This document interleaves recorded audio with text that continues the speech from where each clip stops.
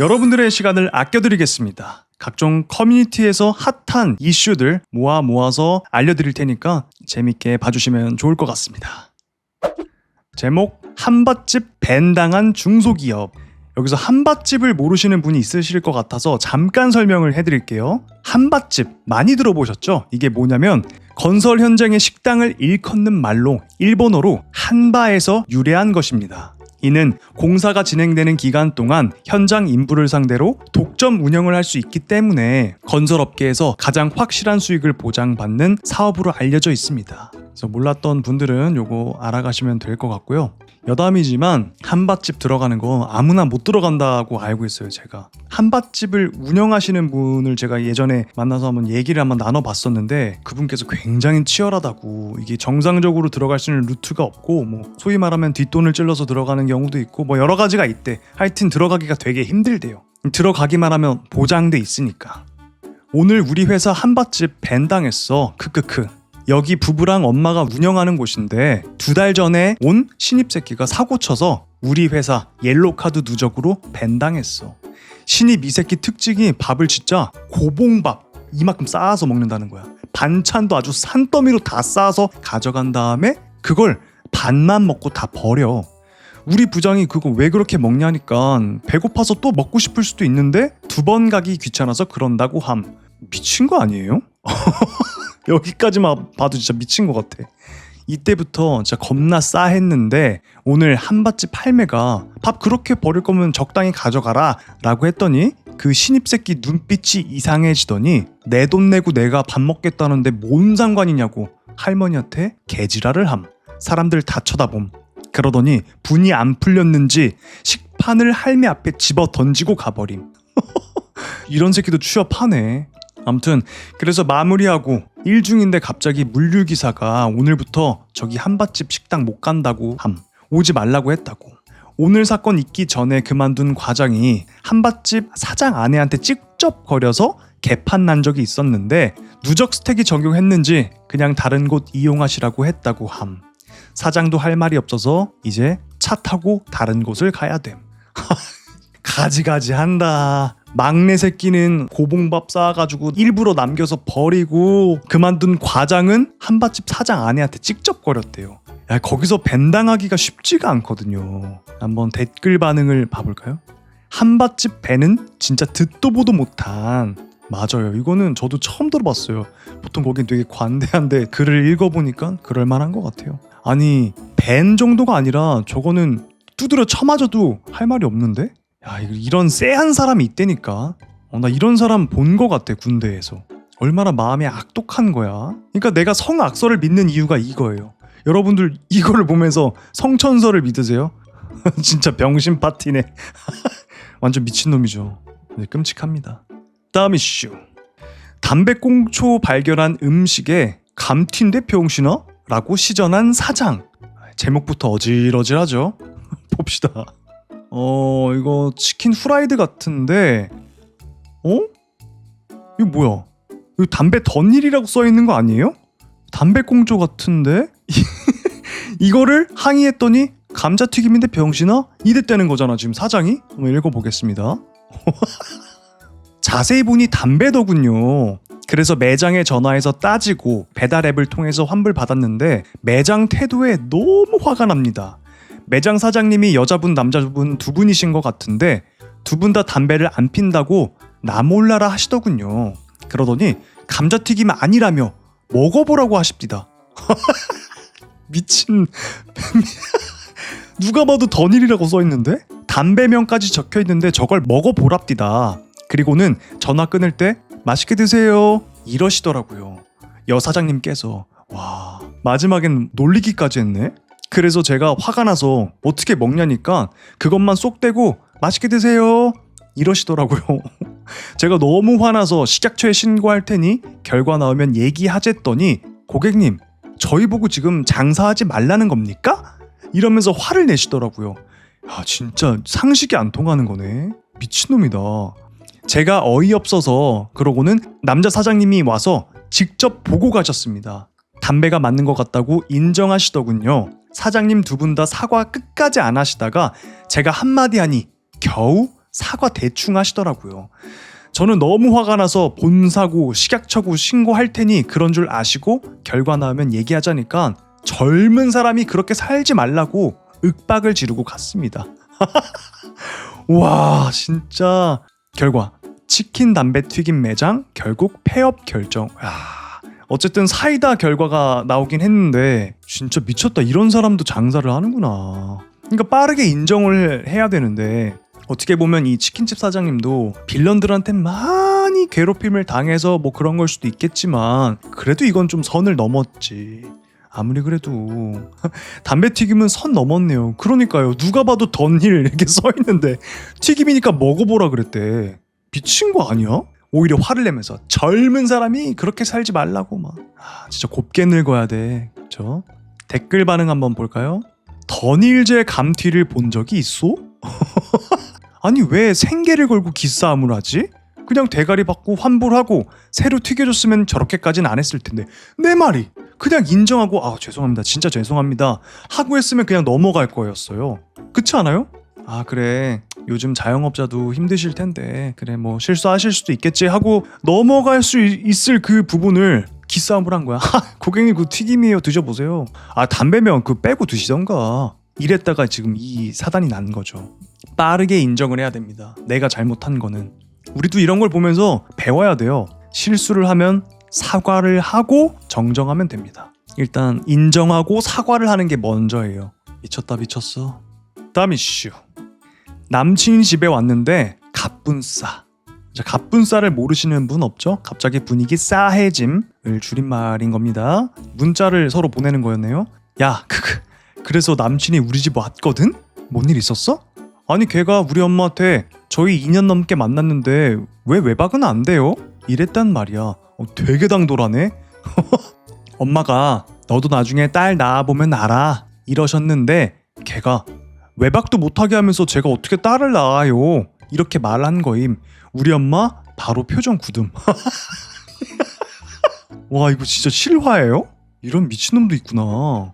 어떻게 어머니 면전에다가 이런 또라이다 또라이. 그러니까 저번에도 말했는데 상대방이 받아들일 수 있는 그런 농담은 어느 정도 위트라고 볼 수 있어요. 근데 상대방이 받아들이지 못하는 거를 쳐버리면 그건 선을 넘는 거야. 아주 개싸가지가 없는 거예요. 이거는 선을 아주 시게 넘었죠.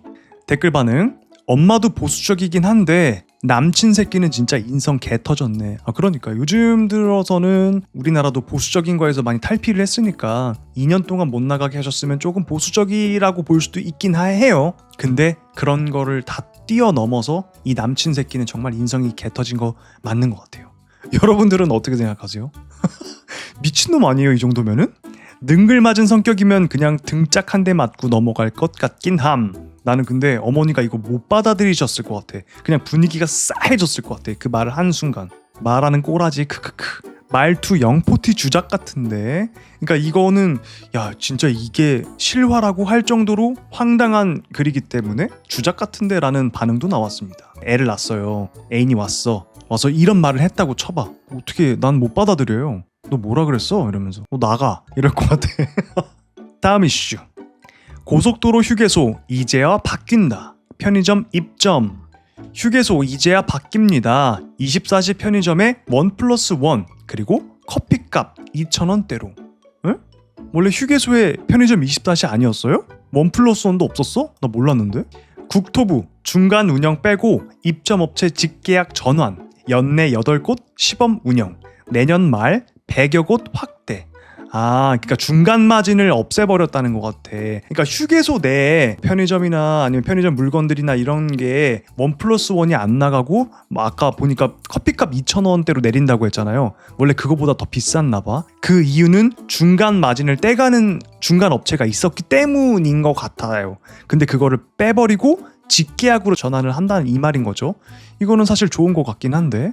비싸고 맛없는 음식, 밤 10시면 문 닫는 편의점, 통신사 할인도 1+1 행사도 없는 고속도로 휴게소가 뒤늦게 바뀐다. 난 왜 이거 몰랐지? 하긴 제가 진짜 많이 안 돌아다니니까 몰랐나 봐요. 여러분 알고 계셨어요? 정부는 음식값을 끌어올린 원인으로 지목된 중간 업체를 빼고 입점 업체와 직접 계약하는 방식으로 운영 체계를 전면 개편하기로 했다. 전 이런 거 좋은 것 같습니다. 하여튼 중간에서 마진 먹는 것들이 진짜 많아. 빼버리면은 좀 더 싸지고 우리는 좋겠죠. 이게 8곳을 시범 운영하고 내년 말에 100여 곳으로 확대한다고 해요. 그러니까 조금 한참 남은 것 같긴 해. 어서 빨리 확대돼서 많은 걸 누렸으면 좋겠습니다. 중간 업체 좀 빼버리고. 댓글 반응 한번 볼까요? 브랜드 식당 들어와서 좋은데 저녁에 너무 일찍 닫는 느낌입니다. 휴게소 식당도 늦으면 그냥 얄짤없이 메뉴 줄어들고 안 되는 거 많아지고. 아, 메뉴도 줄어들어요? 난 그것도 몰랐어요. 뭐 예를 들면 뭐 저녁 시간대까지는 돈가스를 팔다가 갑자기 7시 지나면 메뉴가 확 줄어들어서 김밥밖에 안 팔고 막 이런다는 거잖아. 아, 이런 댓글도 있네요. 근데 비싼지 모르겠습니다. 저는 적정가로 깨끗하게 잘 유지해 왔다는 입장이고 돈가스도 어제 11,000원에 먹었는데 이게 외진데서 장사하는 가격인데 비싸다고? 출퇴근 때문에 인건비도 더 들고 재료 수급도 돈 더 들고 각종 관리 등을 생각하면 적정가인데, 물론 소떡소떡 같은 거 좀 비싸긴 해도 딱히 저기 입점해서 맛있다고 줄 설 만큼 대박 날 수도 없는 구조고 어차피 자유경쟁해도 지금 가격 정도는 팔게 되어 있다. 그리고 편의점의 휴게소 야간에 손님도 없는 한적한 휴게소가 더 많은데 미쳤다고 24시간 하냐? 지금처럼 무인 24시간 편의점 있으면 되는 거지. 잘 관리되고 있던 휴게소인데 누구 말 한마디로 개판 나버림.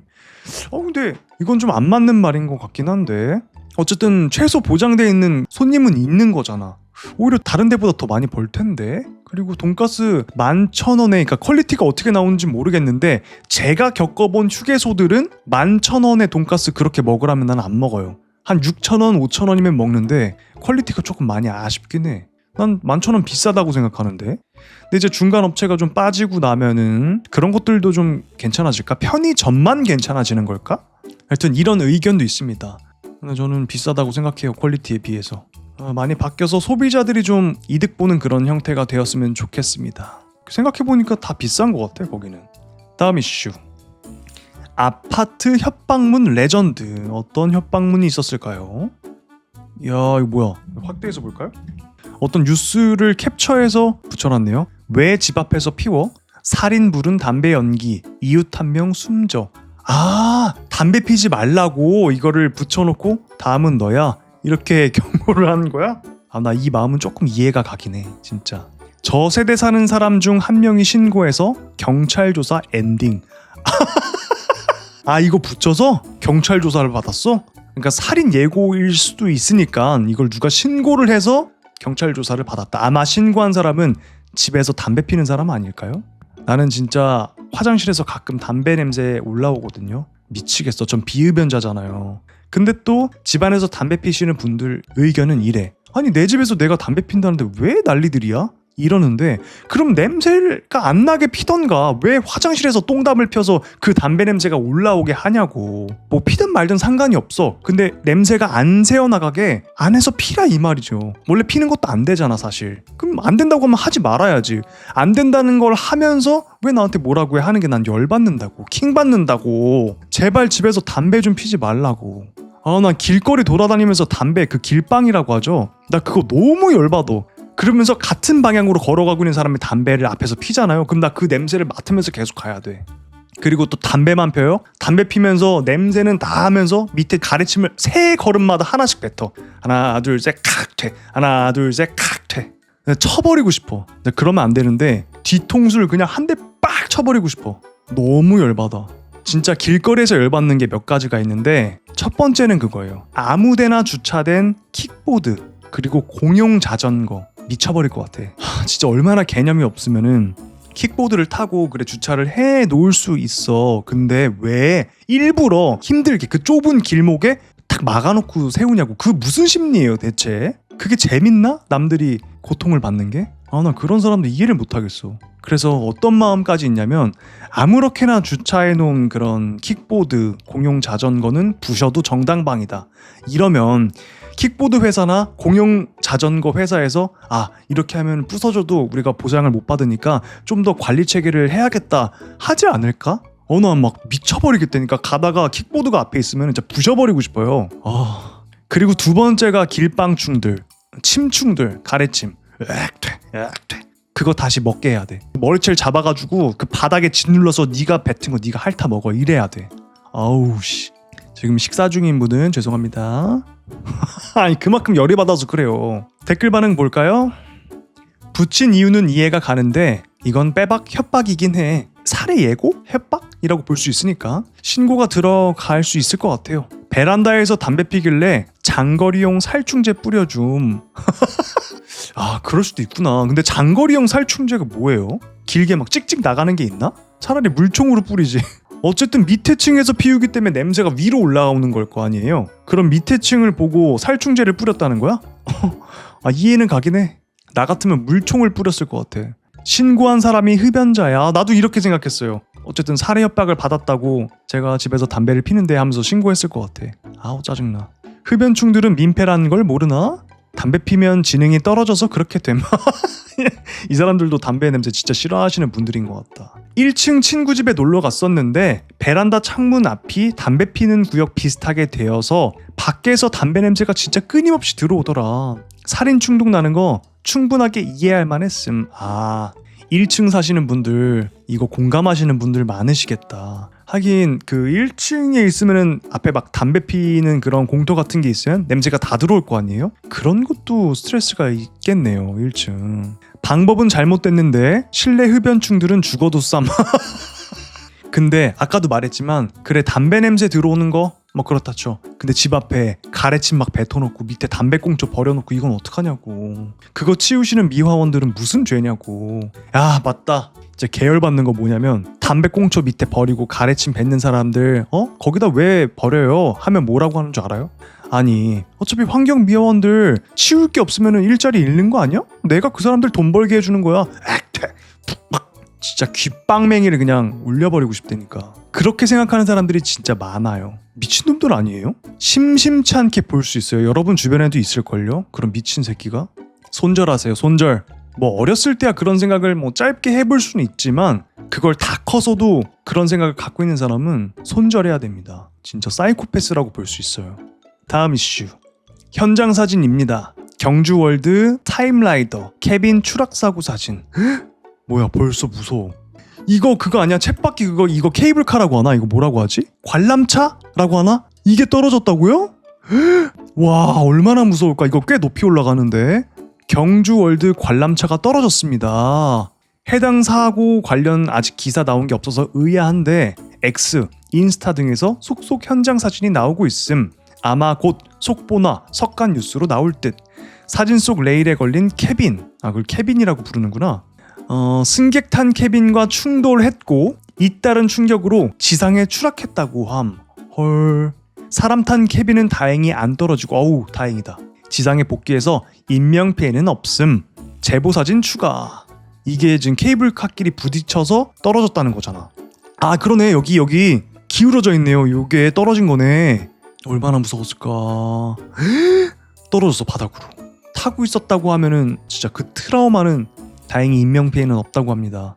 자 여기서 제 경험담을 하나 또 말씀드릴게요. 사촌형이랑 이모부랑 말하면 안 되지. 땡땡랜드를 갔었어요. 겨울철에 갔었어. 나 그때 학생이었을 거야. 자이로 스윙이라고 알죠? 이게 돌아가는 판이 좌우로 이렇게 되는 거. 자이로 드롭이 스윙한다고 생각하면 되는 그런 기구. 자이로 스윙은 아닌데 그거 축소판이 있었어요. 무슨 축구공 같은 거에 사람이 2명이 타서 안전바 내리고 돌아가는 거야. 자이로 스윙처럼. 그걸 사촌이 형이랑 탔어요. 겨울철이야. 안전바를 내렸어. 철컹? 운전을 시작하는데 갑자기 철컹 하더니 내 안전바가 올라가. 뭐야. 근데 그게 이렇게 돌잖아요. 떨어진단 말이야. 죽을 순 없잖아요. 밑에 손잡이가 쇠 손잡이가 이렇게 있었어요. 의자 옆에 양옆으로. 어린 마음에 떨어지면 죽는다 생각을 한 거야. 진짜 떨어지면 죽는 상황이었어. 안전바는 올라가고. 그래서 그 쇠를 양손으로 잡고 안 떨어지려고. 근데 겨울이라고 했잖아요. 손이 너무 추운 거야. 그 아시죠? 겨울철에 철봉 같은 거 잡으면 차갑잖아. 그거보다 더 차가웠어. 그 쇠가 되게 얇았거든요. 근데 안 떨어지려고 안 죽으려고 그걸 꽉 잡고 하는데 안 끝나. 이게 계속 돌아. 저 그때 이후로 놀이기구가 좀 무서워진 게 있어요. 근데 얼마 전에 제가 그 롯데월드 혼자 간 거 브이로그 영상 찍어서 올렸잖아요. 그때도 자이로 스윙을 타긴 했었는데 와, 그 트라우마가 오래가더라. 저 진짜 죽을 뻔했어요. 그런 경험이 있습니다. 나도 미쳤지. 옛날에는 그런 스릴을 즐겼어요. 어차피 안 죽는 거 아니까. 그런데 요즘 사건 사고 같은 것도 많이 보고 내가 경험한 것도 있으니까 어차피 안 죽는 거 알아. 이게 안 들어 마음이. 죽을 수도 있다. 자칫하면. 그런 생각이 들기 때문에 저는 놀이기구가 좀 무서워졌어요. 그래서 그냥 롯데월드 같은 데 가면은 회전목마 타고 뭐 범퍼카 그런 거나 추러스 같은 거 먹고 그 정도. 자, 댓글 반응 한번 보도록 하겠습니다. 관람차 떨어진 거. 저거 왜 떨어지는 거야? 점검을 제대로 안 한 건가? 댓글. 저런 맛에 타는 거지. 그러니까 스릴이라는 거겠지? 아니 근데 목숨을 걸고 하는 건데 이건 아니지. 점검 제대로 해야지. 와, 진짜 불행 중 다행이네. 진짜 다행입니다. 인명피해는 없었으니까. 이게 진짜 스릴이지. 100% 안전한 놀이기구는 하품 나옴. 미친 사람인가? 안 되죠. 100% 안전해야지. 이건 아니지. 다음 이슈. 야, 이거 조금 읽다 왔는데 속이 터집니다. 이거 한번 같이 보시죠. 징역겔 사기로 1년 갔다 온 후기. 정확히는 나는 사기의 주범은 아니었고 가담한 사람이었음. 사기꾼이란 거네. 주범은 아니었지만 어쨌든 사기꾼이란 말이에요. 사기치려고 연락을 보내는 사람이 나였어. 제일 나쁜 새끼죠. 아이패드와 아이폰 10대를 번갈아 가면서 전화를 걸고 계좌를 넘기고 반복했어. 일이 힘들었냐고? 아니? 배고프면 총책카드로 치킨 배달시켜 먹고 사무실에 플스도 있고 TV건 게이밍 컴퓨터건 놀거리는 넘쳐나는데 조금 많이 벌면 총책에 애들 데리고 룸빵 가라고 유흥비도 쥐어줘서 퇴근하고 아주 근사한 20살 년들 껴안고 얼레리 꼴레리 하고 살고 술, 여자, 고기 다 누리면서 살았어. 야, 여기까지만 읽어봤는데 진짜 아찔하다. 미친 새끼다. 회사에는 보통 법카가 있잖아요. 근데 여기는 총책카드가 있나봐. 총책카드. 진짜. 월급 600이 기본이었고 1000까지도 벌었어. 그러다가 결국 1년 6개월 정도 흘렀고 경찰이 전기세가 겁나 나온다고 수상하다고 신고를 받아서 어이없게 잡혔어. 징역 몇 년 살았냐고? 1년. 서울 남부교도소로 가서 1년 살다가 나왔어. 야, 그 정도로 많이 벌고 고작 1년 살았다고? 1년 6개월 동안 월 수입 기본적으로 600에서 1000까지 받아가면서 팀장한테 이쁨 받아서 받은 작물까지 합하면 1억 원 정도 모아뒀는데 애초에 안 잡히면 좋고 잡혀도 그만이라는 전제하에 시작한 일이라 모아둔 돈 전부 현찰로 뽑아두고 컨테이너 하나 얻어서 아빠 명의로 된 얼마 안 되는 빈 땅이 있었는데 거기다가 컨테이너 두고 금고를 두고 CCTV까지 달아놓고 자물쇠 4개랑 울타리까지 달아두고 주말마다 몰래 나가서 돈을 다 숨겨놨어. 그러니까 일반 계좌에는 못 들어가니까 돈을 입금을 못하니까 현금으로 다 세탁해서 컨테이너에 넣어놨다는 거죠. 무슨 뭐 해외 드라마를 많이 봤네. 겉에서 보면 또 평범한 창고로 보이게 해놨고 그리고 하루에 반성문 한 장씩 겁나 열심히 쓰면서 감형받았어. 진짜 깜빵에서 편하게 누워서 TV 보다가 책 읽으면서 자기계발도 하고 심심하면 빵에 있던 그림 그리는 형님이랑 수다도 떨면서 그림 구경 그 형님이 그리던 만화를 보면서 살았어. 밥 나오면 밥 먹고 운동 시간에 운동 좀 하면서 산책하면서 햇빛 겁나 받다가 다시 빵에 들어가서 이불 덮고 책 보다가 낮잠을 조짐. 이게 교도소도 이제 바뀌어야 된다니까. 그런 문제 많죠. 교도소에 사람도 인권이 있습니다. 에어컨 달아주세요 이러는데 인권이 어딨어요. 애초에 그러면 그런 죄를 짓지 말지. 정말 억울하게 들어간 사람도 있겠지만 그런 인권을 왜 챙겨줘요. 에어컨을 왜 달아줘. 여기 보면 지금 낮잠도 자고 자기 개발하고 산책도 하고 운동도 하고 아주 그냥 팔자 좋네.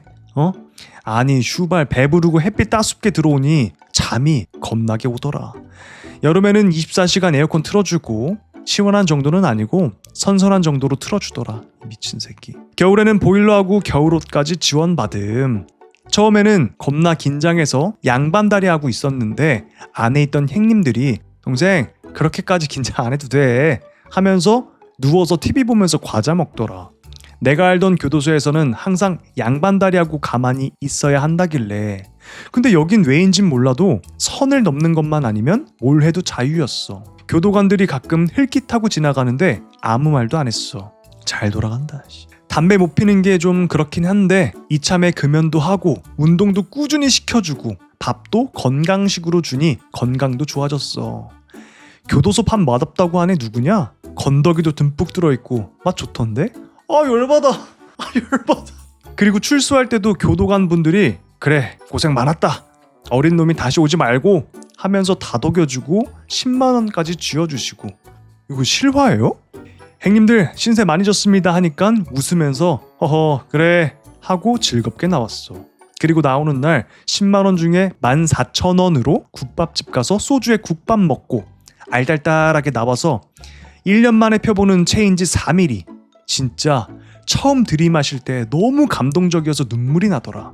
담배 그대로 4대 정도 줄담을 하면서 1년 만에 보는 유튜브 너무 재밌어서 뚫어져라 보고 있으니 아빠가 차로 데리러 와서 밥 먹었냐고 하길래 국밥 먹었다고 하니 근처 호프집 가서 간단하게 치킨 한 마리에 맥주 2잔 시켜서 마시면서 이런저런 이야기를 했어.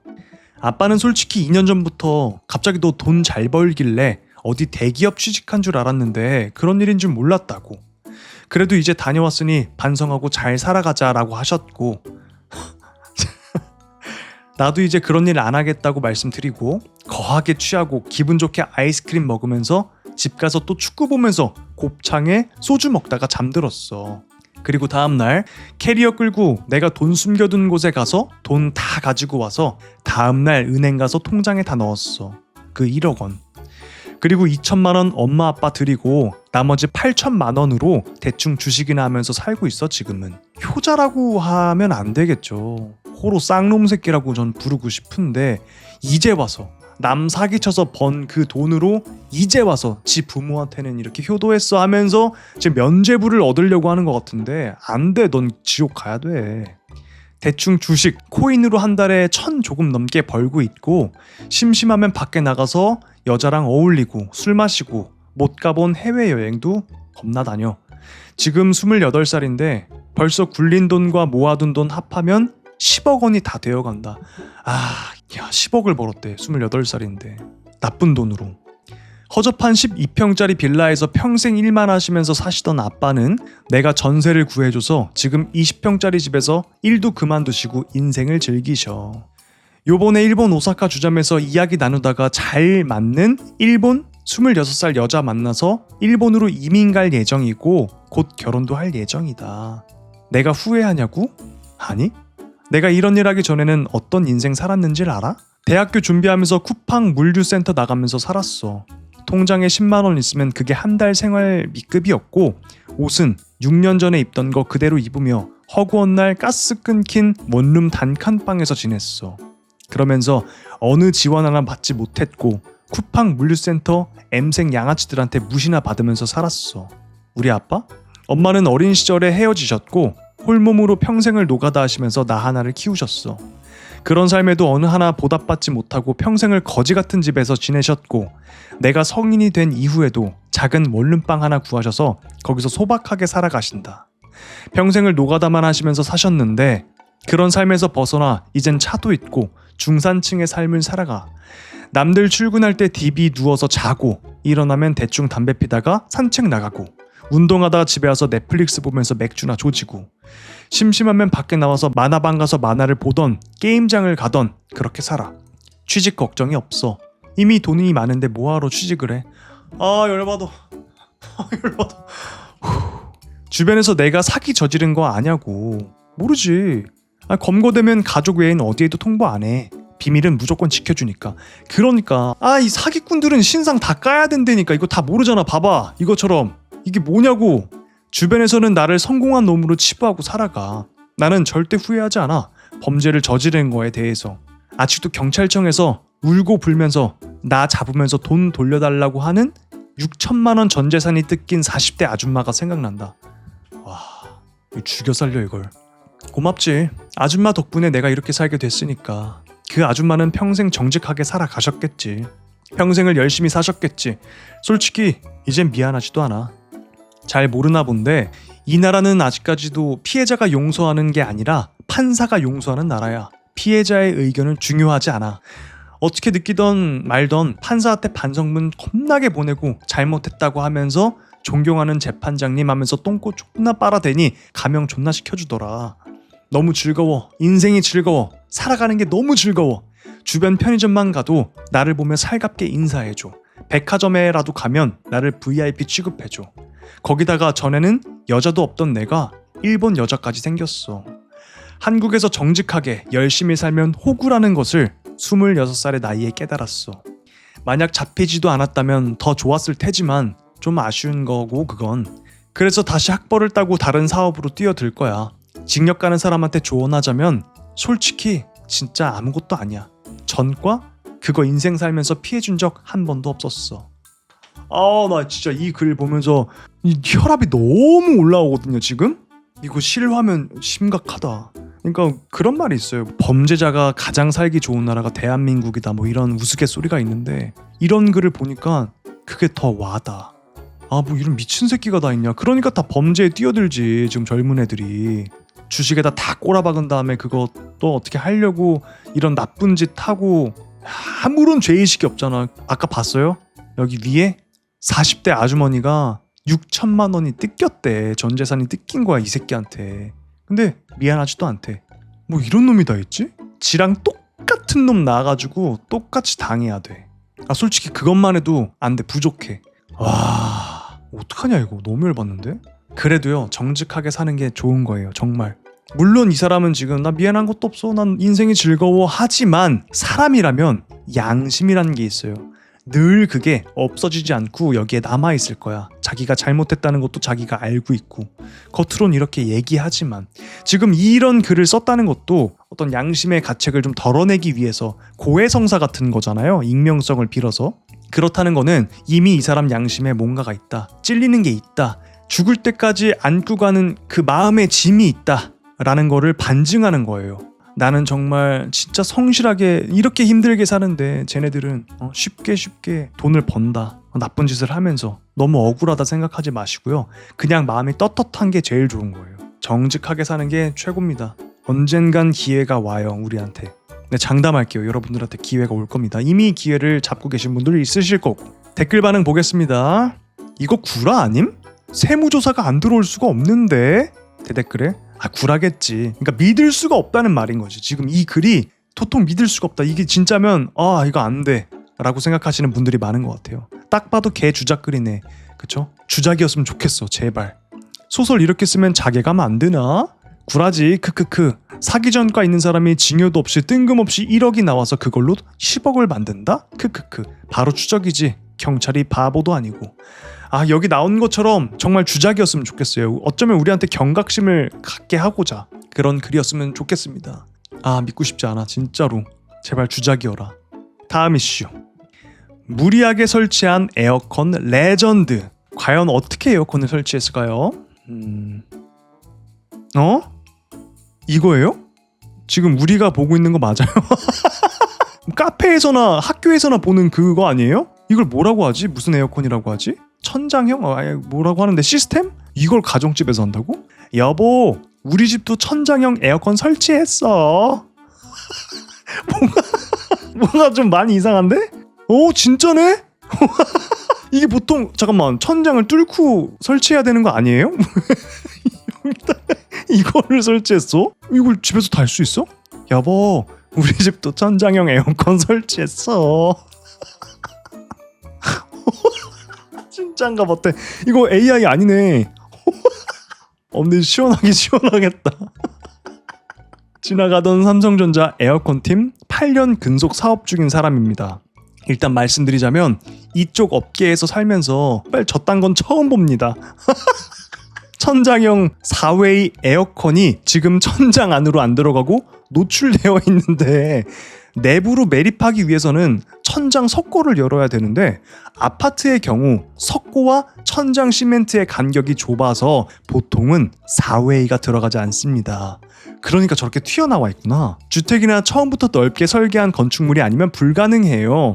대충 보아하니 고객의 똥꼬집으로 설치한 것 같은데 이걸 돈 받고 해준 기사나 고집 부린 고객이나 참 어이가 없는 상황이네요. 크크크크크. 전력량이 분명 부족하여 문제가 생길 텐데 아직도 철거 안 한 게 웃기네요. 카페랑 다르게 이 가정집 대부분 여기는 전력량이 낮단 말이야. 그래서 막 두꺼비지 푹푹 내려갈 수도 있어. 이거 감당할 수 있는 게 아니란 말이에요. 이제 그걸 다 떠나서 이거 떨어지면 어떡하냐? 지금 보니까 여기 식탁인 것 같죠? 식탁 바로 위에다가 밥 먹다가 떨어지면 그냥 뚝배기 이렇게 되는 거예요. 와, 댓글 반응을 좀 볼까요? 아는 가게 망해서 공짜로 얻어온 거 꾸역꾸역 설치한 것 같은데 나도 이 말이 맞는 것 같아. 이거를 사와서 설치했다고?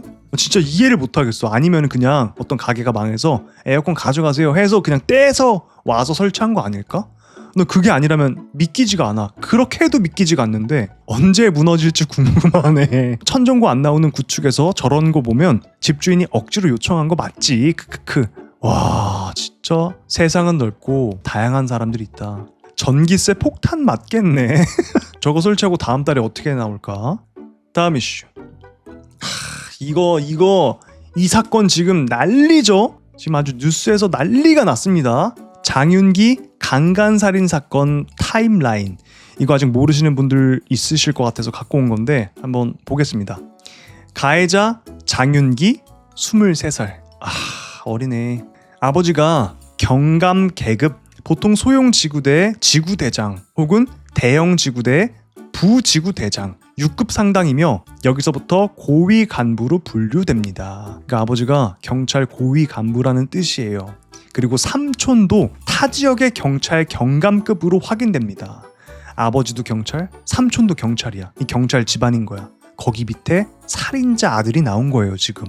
장윤기의 아버지, 현재 수사팀장은 광주 광산경찰서의 수사팀 지역에서 같은 지역에서 근무했으며 안면이 있습니다. 해당 관할 경찰서에서 이 아버지가 근무를 했었던 거예요. 난리가 났어요, 이번에 진짜.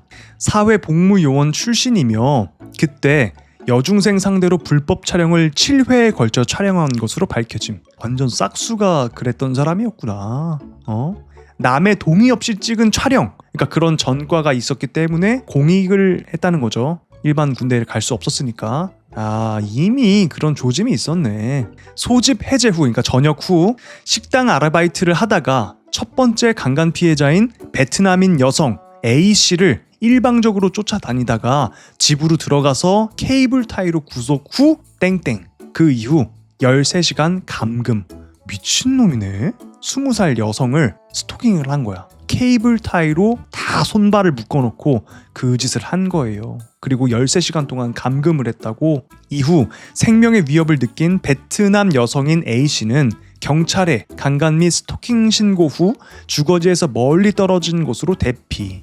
이 사건에 대한 수사 정보도 장윤기 아버지에게 실시간으로 유출됨. 그러니까 아버지가 도와준 거죠, 아들을. 공범으로 봐야 되는 거 아니야?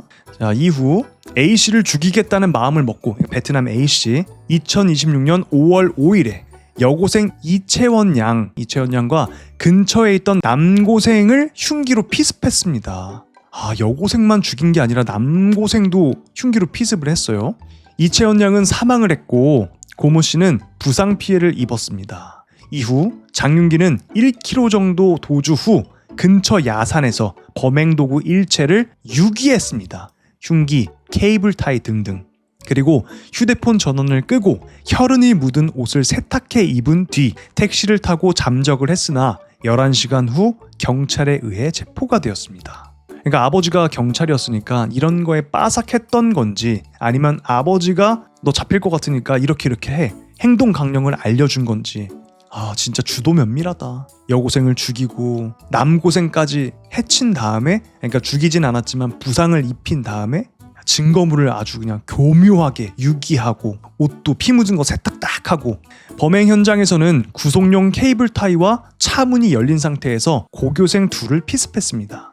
체포 후 5월 7일 광주 광산경찰서는 범인의 아버지인 경찰에게 장윤기에게 구속영장을 신청할 예정이라는 사실을 알렸습니다. 그걸 왜 아버지한테 알리냐고. 그거를 그러니까 지금 이 사단이 난 거 아니야. 이후 중요 범행 도구인 구속용 케이블 타이, 범행 차량 등을 이튿날 아버지한테 반환을 했습니다. 이걸 왜 아버지한테 돌려줘요? 증거 인멸한 거잖아, 경찰서도 같이. 장윤기의 아버지는 이 차를 약 15일간 타고 다녔음. 에? 그걸 다 알고 그걸 타고 다녔다고?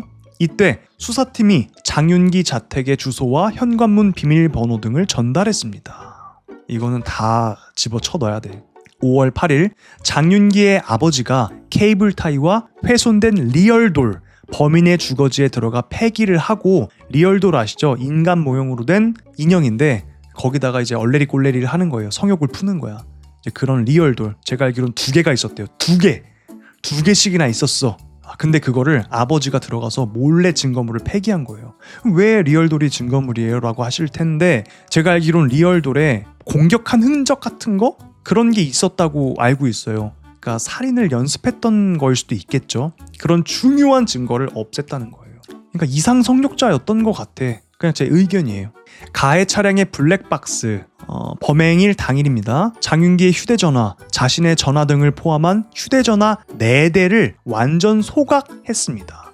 4대나 있었어? 그 지난 버전들이었겠지. 아무튼 다 소각을 했대요. 이후 장윤기와 10회 이상 통화 후 수사반장과 수십 차례 통화하여 수사 과정을 공유했습니다. 뭐 행동 강령을 알려줬다든지 아니면 없애야 될 증거를 이 아들한테서 들은 건지, 근데 이 모든 과정을 그 수사를 하고 있는 수사반장하고도 수사 과정을 공유했다는 거예요. 그러니까 이제 미쳐 돌아가는 거야. 아들이 살인자지, 근데 이 아버지는 증거 인멸했지. 그거를 도와준 거예요, 경찰서에서. 이 과정에서 휴대전화를 강에 버렸다고 진술을 조작했습니다. 5월 6일 수사팀은 혈흔을 채취한다는 목적으로 이채원 양이 입고 있던 의류 등의 유류품이 수거 후 증거 자료로 보관하지 않고 폐기했습니다. 증거물을 인멸했다는 거예요. 이게 말이 안 되는 거예요. 동일 경찰 윗선에서 장윤기의 아버지가 경찰임을 언론이 알아차리지 못하게 하라라는 발언이 수사팀장에게 전달되었습니다. 쉬쉬한 거죠. 제 아버지 경찰이라는 것도 밝혀지면 우리 피곤하니까 알지? 알아서 잘해. 이랬다는 거예요. 경찰은 장윤기의 진술만으로 묻지마 살인으로 검찰에 송치를 했습니다. 여기서 중요한 게 뭐냐면요. 자, 우발적인 살인 그리고 단순 살인 이런 거는요, 한 최소 형량의 5년이라고 알고 있어요. 근데 강간 살인은요, 특수살인 같은 거여가지고 최소가 무기징역이란 말이야. 그래서 이 아버지가 뭐 리얼돌, 휴대전화 이런 거 증거를 다 인멸시킨 이유가, 증거를 없애버린 이유가 아들이 평생 못 나오면은 안 되잖아. 그러니까 단순 살인으로 만드는 거야. 그러니까 살인을 안 했다 만들려고 하는 게 아니라, 살인을 했다는 건 인정하지만 그건 단순 살인이었다. 우리 아들 최소 5년만 살고 나오게 그렇게 해야겠다 생각해서 증거를 인멸한 거예요. 아까 보니까 뭐 인터뷰에서 그랬다며. 인터뷰인가? 진술에서 그랬다며. 제가 아버지여서 그랬습니다. 그러니까 정에 호소를 하는 거야. 이런 것만 봐도 평소 교육이 어땠을까도 짐작이 가요. 그쵸? 그리고 아까 보니까 뭐 불법 촬영을 7회 정도 해서 그것도 다 아버지가 알았을 텐데도, 야, 아들 관리를 어떻게 한 거냐고요. 5월 19일 검찰의 추가 검증 과정에서 장윤기의 리얼돌 등 반출된 것을 확인했습니다. 이후 검찰의 기소 과정에서 보완 수사가 진행되기 시작했습니다. 5월 22일 가해에 사용된 차량을 검찰 측에서 확보를 했습니다. 이때까지 해당 차량은 장윤기의 아버지가 타고 다녔습니다. 이것도 말이 안 돼. 그 범행 증거물을 타고 다닌 거예요. 근데 알고 보니까 차가 이 아들 명의가 아니라 아버지의 명의라고 해요. 검찰은 여기서 블랙박스 메모리 카드, 그러니까 범행 날짜 이전, 피해자의 추가 혈흔 등을 발견했습니다. 차에 피가 묻어있고 이런데 그거를 아버지가 타고 다닌 거야. 5월 29일 경찰이 뒤늦게 성폭력 범죄의 처벌 등에 관한 특례법 위반과 스토킹 처벌 위반 혐의를 추가해 검찰에 추가 송치를 했습니다. 검찰, 장윤기를 성폭력 범죄의 처벌 등에 관한 특례법 위반, 강간 등 살인, 살인미수, 살인예비, 직장 동료 대상 성범죄, 스토킹 처벌법 위반 등의 혐의로 기소를 했습니다. 7월 6일 언론 보도가 시작되었습니다. 당일 수사팀장이 영상을 지우라고 지시를 했다고 합니다. 블랙박스를 지우라고 지시를 했어요. 당일 검찰은 중요 범행 도구인 케이블타이의 누락을 확인했습니다. 케이블타이가 있다면 계획범죄인 게 들통나니까 아버지가 이거를 빼돌린 거야. 당일 장윤기의 아버지는 케이블타이를 숨겼습니다. 검찰의 보완 수사가 진행되었고 7월 7일 광주 광산경찰서 수사팀 압수수색이 들어갔습니다. 7월 7일 범행의 중요 도구인 케이블 타이를 발견했습니다. 장윤기의 아버지 자택을 압수수색했는데 거기서 케이블 타이가 발견된 거야. 그러니까 케이블 타이를 어디 먼 데다 버린 게 아니고 바보처럼 자기 집에다가 보관을 해놓고 있었나 봐요. 버리지 못했던 걸까요? 이렇게까지 일이 까발려질 줄 몰랐을까? 야, 그러면 이 사람은 이번 일뿐만 아니라 전에도 이런 게 좀 있지 않았을까요? 난 그냥 그런 의심이 드네. 이게 한 번이 아니었던 것 같아. 이런 증거 조작이랑 이런 게.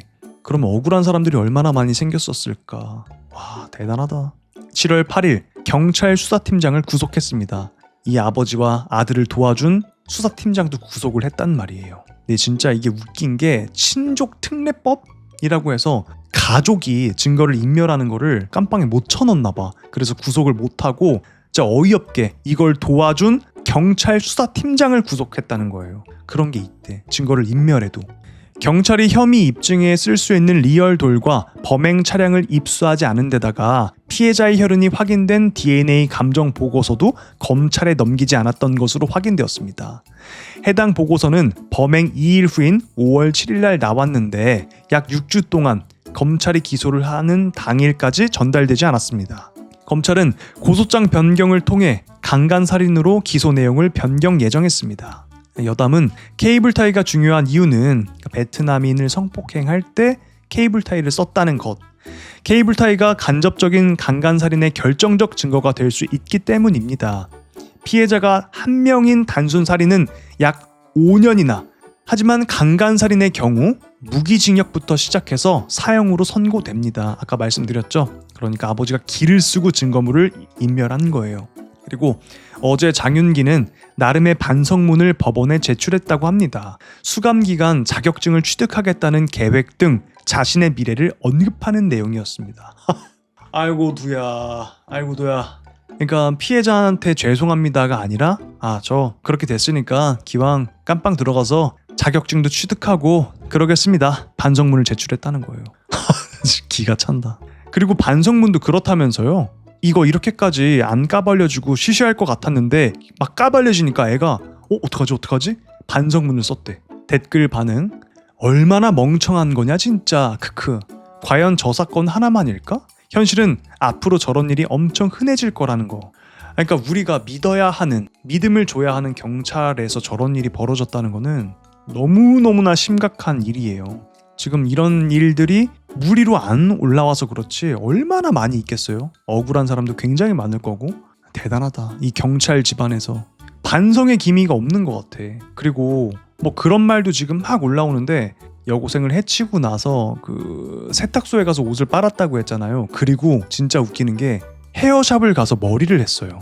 그러니까 이거는 뭐 프로파일러들이 얘기를 한 건데 이 사람은 지금 잡혀 들어갈 거를 알고 있었고, 그렇기 때문에 포토라인 같은 거에 쓸 거 아니에요. 기자들이 막 찍을 거 아니야. 그때 자기가 잘생겨 보이기 위해 그거를 준비한 거다, 대비한 거다, 이렇게 프로파일링한 사람도 있다고 제가 들었어요. 그러니까 이거 완전히 사이코패스 아닐까? 모르겠어. 그냥 제 의견이에요. 그냥 의심이 드는 거야. 이 정도로 할 수 있을까? 사람을 죽여놓고 멀쩡히 미용실 가서 머리를 하고. 그러니까 자기도 이렇게 될 줄 몰랐겠지. 그리고 그런 말도 있었어요.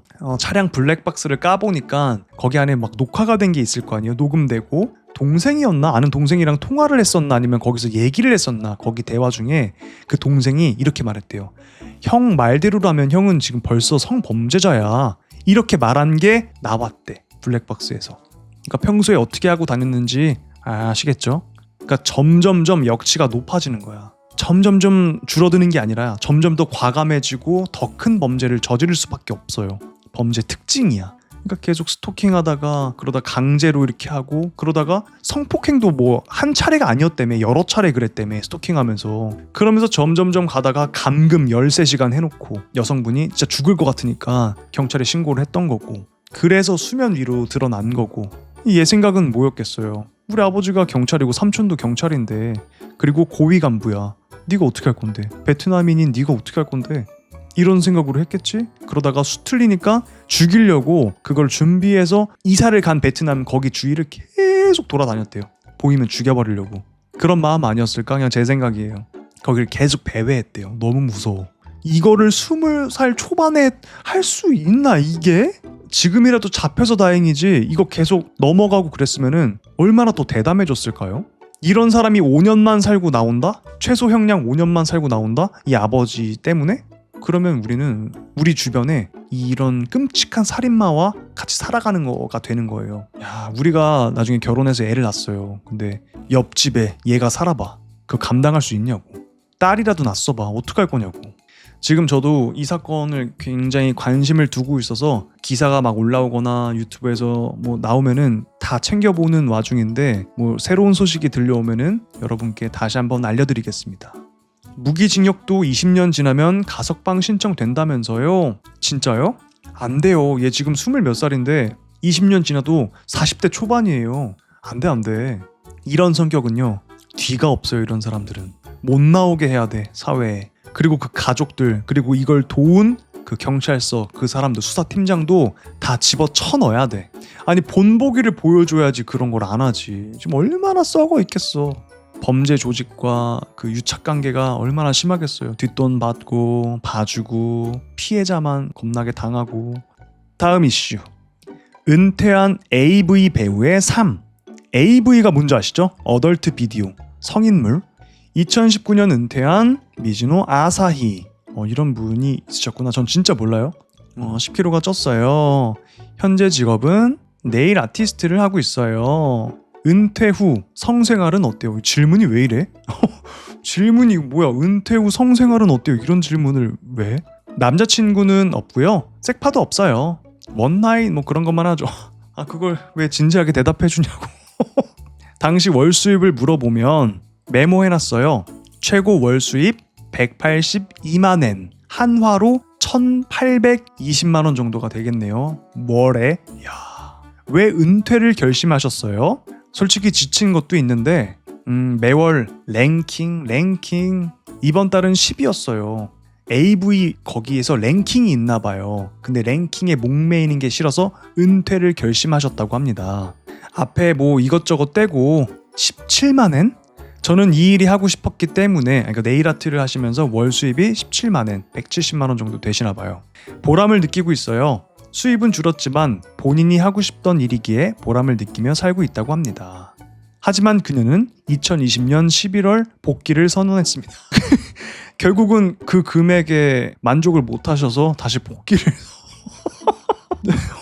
뭐야 이 반전 뭔데? 댓글 반응 보겠습니다. 이 여성분 은박지 원피스만 생각납니다. 은박지 원피스를 입고 뭐 찍으셨나 보네요. AV 랭킹이 돈의 전부가 아니라고 하더라고요. AV 계약금과 각종 행사, 굿즈 등 이게 찐이라고 합니다. AV 배우님들도 굿즈가 있어요? 무슨 굿즈가 있지? 각종 행사도? 그러니까 완전 음지가 아니네? 난 되게 음지라고 생각했는데 그게 아니네? 행사도 하고 굿즈도 판매한다? 도쿄 이건 뭐야 에이. 여기서 또 여담이지만 여러분 그 뭐 어렸을 때 그런 영상 같은 거 많이 봤을 거 아니에요? 솔직히 한 번도 안 본 사람은 없잖아. 그런 걸 볼 때 취향이란 게 있단 말이에요. 여러분들은 어떤 취향이셨습니까? 선택지가 2개 있다고 쳐봐. 가려져 있는 영상 그리고 안 가려져 있는 영상. 근데 의외로 가려져 있는 영상을 좋아하시는 분도 있고 나는 어렸을 때는 한치도 안 가려져 있는 게 좋았던 것 같아요. 그냥 어릴 땐 그랬다고요. 여러분들은 어떻게 생각하시는지 궁금하기도 한데 그냥 그렇다고요. 빨리 다음 이야기로 넘어가 보도록 하겠습니다. 다음 이슈. 1000만원 빌린 동생이 한 달 뒤 보낸 카톡. 벌써부터 고구마 같은 이야기일 것 같은데 땡땡아 돈 안 줘? 나도 나갈 돈 있는데 빌려준 거야. 왜 연락이 안 돼? 1000만원 빌려줬으니까 이런 말 할 수 있지. 형, 제가 법 알아봤는데 그거 불법 이자예요. 계속 돈 달라고 연락하시면 불법 고리대금이랑 협박죄로 경찰서에 신고할 겁니다. 그러면 형도 귀찮아질 거예요. 더 독촉하시면 신고부터 할게요. 아이씨, 오늘 왜 이렇게 빌런이 많냐고. 그러니까 이렇다니까요. 돈 빌려줄 때는 제발 진짜 미안해. 진짜 다음 달에 해서 더 갚을게. 야 진짜 미안해. 한 번만 도와주라. 이렇게 하는데 돈 빌려주고 나잖아요. 그래서 한 달 지났는데 돈은 언제 줘? 좀 그만 보채. 어련히 주겠지. 이런다니까. 완전히 확 바뀌어 사람이. 돈을 빌려 받고 나서는. 여러분들 절대로 돈 관계 하시면 안 돼요. 차라리 그냥 준다는 마인드로 줘요. 그냥 소액을 그냥 줘버려. 근데 100만 원 단위 넘어가는 거는 가족이랑도 하면 안 됩니다. 친한 동생이 형 1000만 원만 빌려줘요. 한 달 뒤 1100만 원으로 갚을게요. 그래서 빌려줬다고 한다. 한 달 뒤 형 그거 불법 이자예요. 돈 달라고 하면 신고할게요. 와, 지 입으로 그랬네. 1100만 원으로 갚을게요 했는데 지 입으로 그랬는데 빌려받고 나서 그거 불법 이자예요. 그러니까 알고서 그랬네. 혹하게 해서 일단 1000만 원 땡기려고. 진짜 나쁘다. 저도 그런 경험이 있었어요. 군대 후임이었는데 그래도 제가 좀 이뻐라 했던 후임이었어요. 근데 걔가 전역하고 나서 뜬금없이 연락이 와서 돈 좀 빌려달라는 거야. 그래 뭐 왜 필요한데? 그건 말 못하겠는데 좀 필요해요. 형 도와주시면 안 돼요? 그래서 빌려줬어요. 근데 잠수를 타. 근데 그때부터 나는 돈 절대 안 빌려줍니다. 빌려줄 돈도 없어. 야, 근데 저 글 속 동생이 멍청이인 거 개정 대부업법으로 인해 60% 이상 초고금리 사채나 폭행 협박 등이 동반된 계약은 원금까지 무효가 되는 게 맞음.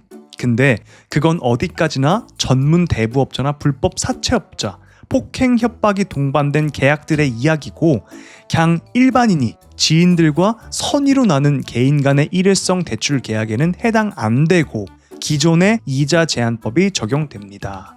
그냥 연 20%가 넘는 이자만 무효될 뿐이지 원금 플러스 연 20%의 한 달분에 해당되는 1016만 6,667원은 그대로 갚아야 됩니다. 그러니까 원금만 갚아야 된다고 생각하는 사람들이 많더라고. 여러분들 혹시 그래요? 기본적으로 누군가한테 돈을 빌리잖아요. 그러면 최소한 은행 이자는 쳐서 갚아줘야 되는 게 그거야. 왜냐면 그 사람은 그냥 그 돈을 은행에만 넣더라도 이자가 나오는데 이 사람을 빌려줌으로써 이자를 못 받았잖아요. 그래서 당연히 최소 금리까지는 맞춰서 갚아야 됩니다. 그게 예의고 그게 정상이에요. 거기다가 저 카톡으로 인해서 애초에 돈을 갚을 의사가 없다는 게 인정된다면 민사, 사기죄로 형사 고소가 가능해집니다. 그러니까 이 동생이 하나는 알았지만 둘은 몰랐던 거야. 갚을 의사가 없다라는 게 여기서 나오잖아요. 독촉하시면 신고부터 할게요. 형 귀찮아질 거예요. 이 카톡 하나 때문에 형사 고소가 될 수도 있다. 바보 같네 진짜. 댓글 반응 토쟁이네. 법대로 하면 지가 더 엿댄다는 건 모르나? 그나저나 어린 놈의 새끼가 도박할 거 아니면 뭐하러 1000만 원씩이나 필요해? 그러네. 대체 뭘 하길래? 지금 당장 급한데 다음 달에 돈을 더 얹어서 갚아준다? 그건 거의 99%는 뻥이라고 보면 돼. 아셨죠? 절대 빌려주면 안 돼요. 야박하게 들리겠지만 그게 맞아. 안 빌려주는 게 나아. 다음 이슈. 쿠팡허브에서 초등학교 선생님을 만났음. 당시에 재개발 때문에 주변에 직업적으로 묶여있던 사람들만 살아서 학교에 애들 50명도 없었음. 당연하겠지만 다들 친해질 수밖에 없었음. 그러네. 조금밖에 없었으니까. 나 때는 한 반에 40몇 명 있었는데 지금은 막 20 몇 명 아니에요? 3년 동안이나 50명 정도를 계속 봐왔으니 선생님들이나 제자들이나 그냥 평생 연락하는 수준으로 살게 됨. 결론은 나야 인생이 꼬이면서 모임 안 나간 지 꽤 됨. 선생님이 나 못 알아보시더라.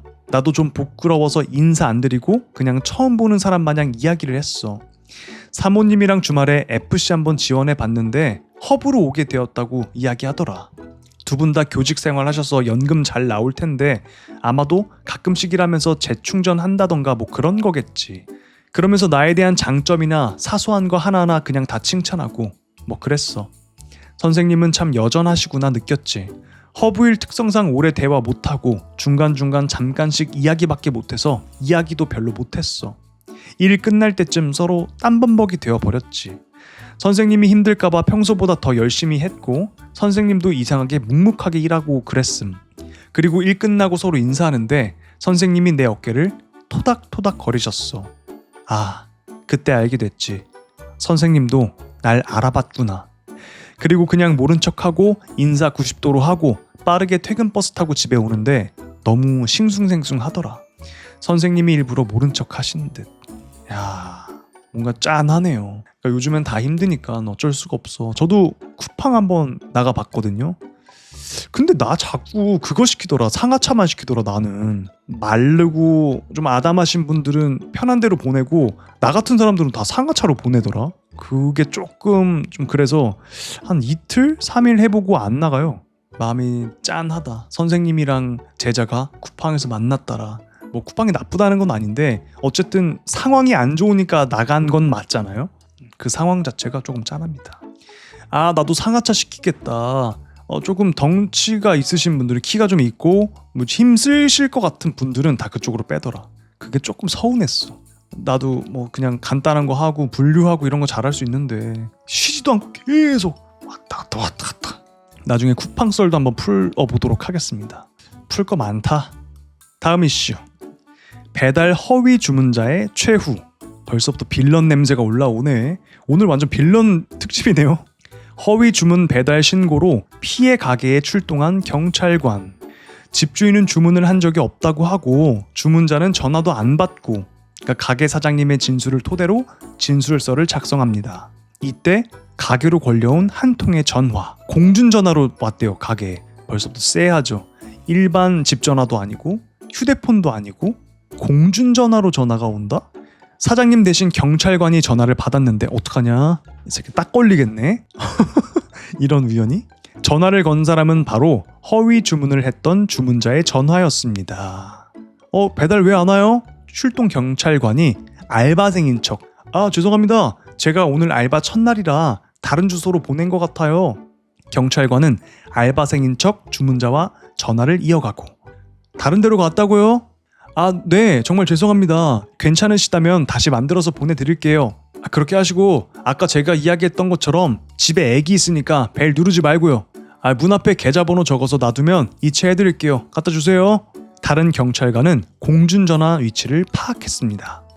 주문하신 내역이랑 주소 좀 다시 확인할게요 라고 경찰이 얘기를 했고, 파악된 공중전화 위치로 다른 순찰차 동원을 요청했습니다. 완전 피자 대신 경찰관이 도착한 거죠. 아, 이 빌런이 피자 가게에 전화를 했던 건가 보다. 근데 경찰관이 받은 거야. 그래서 전화를 받고 시간을 끄는 동안 다른 경찰이 공중전화를 역추적을 한 거죠. 경찰관이 도착했대. 어떻게 될까? 알바생인 척 연기하는 경찰관과 통화 중인 허위 주문자를 발견했습니다. 허위 주문 사실을 일체를 시인했고 허위 주문자를 업무 방해죄로 검거하였습니다. 딱 걸렸네. 그 업무 방해죄라는 게 생각보다 되게 크대요. 아주 그냥 된통 걸렸는데 이건 왜 그랬을까? 경쟁 업체였을까? 아니면 그냥 장난? 뭐였을까? 왜 그랬을까? 이유는 안 나왔네. 궁금하다. 자, 댓글 반응 보겠습니다. 왜 저러고 살까? 나도 그렇게 생각해. 저걸 잡네? 공중전화는 사실상 위치 정보가 확실해서 통화하다 이탈하는 거 아닌 이상 잡기가 편하긴 함. 와, 난 이건 또 몰랐네. 보통 이제 막 그런 생각 하잖아요. 우리 소설책 같은 거 읽으면 나만 그런진 몰라도 수사물, 범죄 같은 거 보면서 어떻게 하면 경찰에 안 잡힐 수 있을까? 그런 거 한번 생각해보지 않나요? 그럴 때 핸드폰 말고 공중전화를 사용해야 된다 막 이런 것도 생각을 해봤는데 안 되겠네. 공중전화가 사실 위치 정보가 확실하대요. 오, 몰랐어. 맞지, 무선전화도 아니고 전화망 써서 관리하는 거라 KT가 협조해주면 금방 알 수가 있지. 그러니까 이 사람도 그걸 몰랐던 건가 봐. 그냥 대충 내 명의가 아니라 그냥 공중전화로 쓰면 안 걸릴 것 같아서. 하지만 경찰관이 바보가 아니었죠. 딱 걸린 거지. 다음 이슈. 와, 방금 엄청난 걸 봤어. 면접관이 탁자 위에 종이컵 1000개를 쫙 깔아놓고, 자, 여기 1000잔의 물이 있습니다. 이 중 딱 한 잔만 설탕물입니다. 가장 빠르고 효율적으로 그 한 잔을 찾는 방법이 무엇입니까? 여러분들은 어떻게 생각하세요? 나 같았으면 뭐라고 대답했을까? 1000개를 빨리 호로록 다 마셔보고 찾을 것 같아요 이렇게 말할까? 일단 딱 떠오른 건 그런 거잖아요. 여기서 지원자는 어떻게 말했을까? 지나가는 사람 1000명한테 이 물을 한 잔당 1달러씩 받고 팝니다. 그리고 설탕물 당첨자에게는 상금 500달러를 드립니다 라고 이벤트를 거는 겁니다. 오, 천재네. 그럼 설탕물은 손님들이 알아서 빠른 시간 내에 찾아줄 거고 남은 수익금 500달러는 회사 마케팅 비용으로 쓰겠습니다. 우와, 머리 진짜 잘 돌아간다. 결국 그 사람은 그 자리에서 바로 프리패스 합격을 함. 남의 돈으로 문제 해결하고 리스크를 전가시키고 더불어 회사 수익까지 창출했으니까. 요즘 본 브레인 중에 제일 신박했음. 저도 이걸 보자마자 머리가 탁 트이는 뭔가가 있었어요. 대단하다. 이런 사람이 사업을 하는 거야. 쩔었죠? 댓글 반응 보겠습니다. 근데 실제 회사에서는 네가 그거 다 마셔볼걸? 그리고 마시는 중에 그거 안 해도 된다고 연락이 올 거야. 그러니까 보통 회사에서는 굉장히 비효율적으로 업무를 본다 이 말인 거죠. 그리고 안 해도 되는 거라서 네가 지금까지 마신 분량은 성과로 평가도 안 돼. 추가로 원래 마시라고 했던 새끼는 야 내가 언제 그걸 다 마시라고 했냐? 이럼 분통이 터진다. 그리고 나중에 그걸 왜 네 맘대로 마셔? 라고 혼냄. 그리고 이틀 후에 다른 사람이 왜 아직 다 안 마셨어? 라고 함. 그러니까 회사에서는 이 사람은 저렇게 말하고 저 사람은 저렇게 말하고 그런다는 거죠. 그러니까 회사의 실상이 이렇다. 괴담이 아니라 사실적시입니다. 대박인 것 같지 않아요? 진짜 똑똑한 것 같지 않아? 그런 생각을 한다는 것 자체가 미리 준비해온 거 아니면? 나도 책 많이 읽어야겠다. 다음 이슈. 어제자 기괴한 살자 사건. 이분인 것 같은데 비행기 운전면허를 따려는 학생이 강사랑 같이 경비행기를 타고 비행하는데 갑자기 강사가 어떻게 해야 되는지 알죠? 힘내요 라고 말하더니 문을 열고 뛰어내려서 살자. 학생은 간신히 비행기를 착륙시킴. 네? 헐. 그러니까 이 사람이 강사인데 뛰어내렸다는 거죠 이게. 와 이럴 야 살자 방법도 아주 신박하네. 그 사람이 몰랐으면 어떡하려고. 무책임하다. 무섭다 무서워. 그 학생은 비행기를 착륙시킬 수 있었습니다. 다행입니다. 이걸 다행이라고 말해야 되는 거죠? 나는 살자 중에 뛰어내려서 살자하는 거 투신살자가 제일 무서운 것 같아요. 나는 못할 것 같아. 바닥에 닿기 전에 이미 심장마비로 간대요. 난 생각만 해도 자이로 드롭도 난 진짜 무서워서 못하는데. 댓글 반응 한번 볼까요? 그래도 나가기 전에 착륙하는 법은 알려줬네. 아이고 웃어야 돼. 뭐 울어야 돼. 어떻게 해야 돼. 난 다 가르쳤으니 이제 하산해도 좋다. 웃으면 안 되는데. 댓글 미친놈인가. 이런 드립을 어떻게 생각하는 거야. 다음 이슈. MBTI가 사이언스인 이유. MBTI가 과학이다 이 말이죠.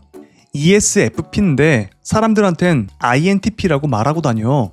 댓글에 왜? ISFP 설명 봤는데 나랑 안 맞아. MBTI는 테스트에서 나온 결과를 보는 거 아니야? 그치. 근데 난 INTP가 제일 마음에 들어서 그냥 INTP라고 하는 거야. 이건 또 무슨 미친놈이야. 그럼 어떤 부분이 마음에 안 드는지 물어봐도 될까? 나도 다른 애가 말해준 거라 잘 몰라. 그냥 SF가 들어가면 머리는 나쁜데 착한 거고 NT가 들어가면 머리는 좋은데 냉철한? 그런 거라서 그냥 MT 중에 고르는 거야. 와 진짜 미친놈이다. ESFP 말 자체는 많이 하는데 질은 떨어지는 편이다. 말에 임팩트가 없고 체계적 논리적이지도 못한 것도 있다. 다만 개그 수준으로 웃기고 재미는 있다. 분명 비과학적인데 의외로 정확하다. MBTI가.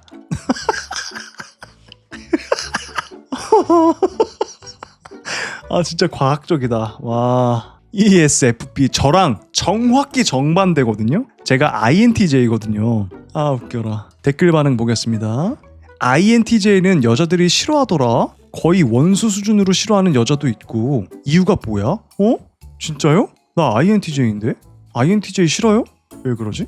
공감 능력 제로. 사회화돼도 로봇 같음. 뚝딱이임. 자기 세상에 살고 있어. 나 공감도 좀 제법 하는 것 같고 사회화돼서 로봇 같지도 않은 것 같은데.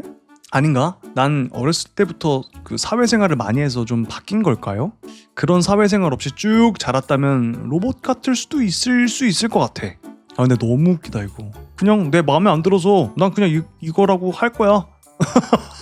그다음에 역노화 프로젝트로 자기 아들 피를 수혈하던 부자 근황. 지금 오른쪽에 계신 분이 아버지고요. 뒤에 계신 분이 아들일 거예요. 근데 젊어지겠다고 노화를 이겨보겠다고 아들의 피를 주기적으로 수혈했다는 걸로 알고 있거든요. 한번 읽어볼게요. 프로젝트 블루프린트라고 역노화 프로젝트에 매년 2천만 달러 약 30억을 쓰고 지방 주입 아들 피까지 수혈하던 브라이언 존슨. 존슨 형 돈이 얼마나 많은 거야? 매년 30억? 와 연봉 1억도 진짜 잘 버는 건데 30억? 와. 근데 이 브라이언 존슨이 아들의 피를 수혈받다가 글을 올렸나봐요. 나쁜 소식 1. 제 위가 스스로를 파괴하고 있어요. 부작용이 났나 보다. 나쁜 소식 두 번째예요. 이 증상도 2%에서 5% 사람들에게서만 나타납니다. 겉으로 드러나지 않기 때문에 실제 감염률은 더 높을 가능성이 큽니다. 좋은 소식도 있습니다. 제가 이거 해결해 보겠습니다. 모든 과정을 공유할게요. 어렸을 적엔 설탕이 든 시리얼을 먹고 설탕이 듬뿍 든 탄산 음료를 마시고 패스트푸드를 개걸스럽게 먹어댔습니다. 지금 난데 그저께도 햄버거를 먹었으니까요. 반성하게 된다. 20대 초반에는 몇 년 동안 건강하게 지냈지만 그 후 새 아이의 아버지가 되고 사업을 시작하게 되었습니다. 그 스트레스와 고된 일상에 시달리다 보니 건강이 나빠지고 18kg나 체중이 늘어났습니다. 몇 년 후 저는 깊고 만성적인 우울증에 빠지게 되었습니다. 그 시기 어딘가에서 제 몸은 갑상선에 영향을 미치는 자가 면역 질환을 앓기 시작했고 그 후 위 점막에도 영향을 미치게 되었습니다. 이 질환은 자가 면역성 위염이라고 합니다. 자가 면역성 위염에 걸렸다고 최근 밝혔습니다. 불치병인데 고쳐보겠으며 모든 과정을 공개하겠다고 선언했다고 합니다. 30억을 들여서 몸을 꼼꼼하게 관리하기 때문에 본인의 신체 이상을 일찍 알아냈다고 평가합니다. 야, 근데 대단하다. 30억씩 투자해가지고 자기 아들 피를 수혈받고. 근데 피를 수혈받는데 30억이나 쓸 그런 게 있어요? 대체 뭐 얼마나 피를 수혈하길래? 근데 이거 북한에서도 이분이 그 젊은 피를 수혈받는다고 뭐 그런 루머 있었잖아요. 그럼 젊어진다고. 그런 거랑 똑같은 거 아니야 이게 지금? 다음 이슈. 오늘 회의 2시 맞죠? 팀장님하고 나눈 카톡 내용인 것 같습니다. 저 팀장님 오늘 오후 2시에 회의 들어가는 거 맞죠? 오케이.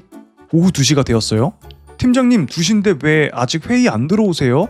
아니 못 봤어요? 내가 오케이 이렇게 했잖아요. 손가락이 3개니까 3시라는 뜻이겠죠? 이 뭔 개소리야? 아 알겠습니다 팀장님. 그럼 1시간 뒤에 뵙겠습니다. 와 대단하다. 얼마나 열받았으면. 야, 이 팀장님도 미쳤다. 이렇게 하면서 손가락이 3개니까 3시겠죠? 드립이라고 친 거겠지? 다음 이슈. 요즘 또 난리가 되고 있는 이슈입니다. 노숙자들 아지트가 된 인천공항 근황입니다. 노숙자 아지트, 손발 닫은 인천공항 상황. 밖에서 생활하니 더워 밤에. 여기가 근거지인 거잖아요. 공항에 살림을 차린 거예요, 노숙자분들이. 그 노숙하신 지는 얼마나 되셨어요? 한 달 좀 더 됐지? 와, 한 달 동안이나 여기서 숙식을 하면서 한 달 넘게 인천공항에서 노숙 중인 노인. 이유는 더워서라고 합니다. 손님용 의자잖아요. 거기서 이불 덮고 자고 있고. 와, 지금 사진 이거 실화예요. 지금 우리 인천공항에서? 에? 이거 손님들 외국인들 앉으라고 만들어 놓은 의자에 지금 이거 맨발로 띡 올려서. 와, 이 우산은 뭐예요? 이거 뭐야, 진짜야? 쓰레기도 이렇게? 아예 밑에 패드를 깔아놨네? 아지트를 만들어 놓고. 이거 어떻게 제재를 해야 되나? 너무 창피하다. 저 이거 보고 진짜 열받았었어요. 저도 지금 너무 열받는데 이게 뭐냐고. 지금 공항에 있는 코드에다가 다 저렇게 충전기, 배터리 막 이런 거 다 꽂아놓고 저기 앉고 싶겠냐고. 앉지도 못하겠네. 다 점령을 해가지고. 큰일났다. 이거 어떡하냐. 푹신한 공항 벤치에 누워서 공항 콘센트에 충전하고 시원한 실내에서 24시간 켜져 있는 TV로 월드컵도 보면서 잠드는 삶. 쓰레기통 뒤지는 거예요 지금 이거? 미쳤다. 먹는 거야? 배고프면 쓰레기통에서 한 끼 해결, 흡연장에서 담배 구걸까지. 많이 심각하다. 야, 여기 하나하나 다 누워있네. 그치, 지하철은 더우니까 공항으로 몰렸구나. 없는 데가 없어요. 지하 1층, 1층, 2층 있는 데다만 다 있어요. 노숙자들의 천국 인천국제공항. 이 노숙자들이 과연 조용히만 있을까요? 그러면요 어떻게 하는데요? 여기다 아예 살림을 차렸네. 공항에 들어가는 모습부터 예사롭지 않은 분홍 크록스녀. 이분은 이후에도 자주 나옵니다. 뭐하고 있어? 욕을 했나봐. 왜 저래? 가만히 있는 걸 못 봐요? 가만히 있는 거를. 공항 직원이 아니라 지나가는 사람들한테? 이용객한테? 정상적인 이용객한테 자기를 쳐다봤다는 이유만으로 욕설을 섞어 급발진을 해버립니다. 아우 왜 저래 저거 이러면서 급수대를 입을 대고 쪼급쪼급 빨아가면서 물 마시기, 더럽게 어지르고 누워있기, 발 씻기, 나 더러워 죽겠네 진짜. 이런 거 솔직히 백화점에도 좀 있긴 하거든요. 발을 왜 거기서 닦는데요? 빨래하기. 당연히 다른 이용객이 뭐라 해도 그냥 무시합니다. 민폐 맞죠 이거? 미쳤지. 알몸 샤워를 한다고요? 도대체 인천공항에서는 무슨 일이 벌어지고 있는 것일까? 노숙자들을 가장 가까이에서 매일 접하는 청소부 아줌마들에게 물어보았습니다. 장애인 화장실에서 옷 다 벗고 샤워하고 휴지도 다 뽑아 쓰고 머리카락하고 물 받아 해놓고 핸드타월 다 해놓고 청소하는 부분들이 고객을 위한 게 아니라 마치 노숙자들을 위해 청소를 하는 것 같아요 라고 미화원들이 말씀하셨다는 거예요. 마치 이용객들을 위해서, 편의를 위해서 청소하시는 건데 진짜 노숙자들의 뒤치다거리를 해주고 있는 상황이 된 거죠 지금. 아주 계열받는다. 알몸 샤워, 휴지 테러, 핸드타월 파티, 이게 꽤 자주 일어나는 일들이라고 합니다. 그때 인터뷰 도중에 돌발 상황이 발생했습니다. 공항에 오줌을 흘리면서 다니는 사람이 있다고 합니다. 아이고 두야. 오줌을 흘리면서 다닌다고요? 뭐 어떻게? 오줌을 받아서 이렇게 흘리나? 일로 와보세요. 어디 갔어? 이게 전부 다 오줌 넣은 거예요. 이렇게 바닥에 싸버리고 가는 거예요? 내가 따라가면서 찍은 게 있어요. 이거 뭐야? 슈발 진짜 있다. 이거 뭐야? 그냥 싼 거예요? 바지 입고 그 위에다가 오줌을 싼 거야? 그럼 흘리면서 다니는 거야? 맞네. 심지어 공용 의자에 앉아 있습니다. 어떡하, 나 인천공항에서 이제 못 앉아.